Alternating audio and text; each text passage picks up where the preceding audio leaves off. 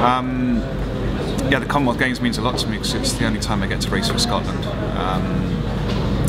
I mean, and it will only be the second time I've actually ever raced for Scotland after Delhi, because I've never done a Commonwealth Games before that. And yeah, and being in Glasgow, it's where my family is basically from, and it's where my parents met.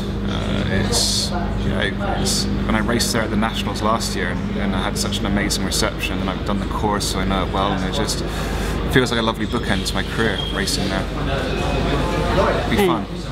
Have you had a look at the route or any of the specific? Yeah, we did the actual course for the Nationals last year, and it's great. It's a racing course, you know. It's a city centre circuit race, so it's almost a bit like a Belgian Kermesse, but on a bigger scale, on a more complex route. So it's quite good. It's quite a random race as it is the Commonwealth Games, because you have such a disparate quality of field. So there's nothing organised about it. So it's quite good. It's on a complex racing course.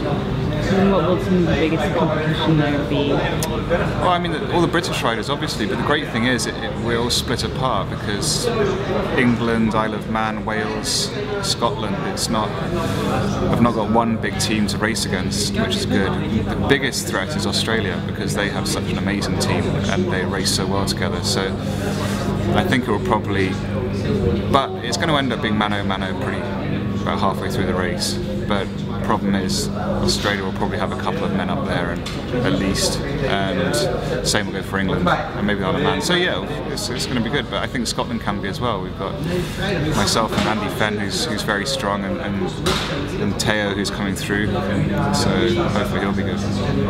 And tell me, how many Commonwealth Games have you done? I've only done 2 Commonwealth Games. Well, no, sorry, this will be my second.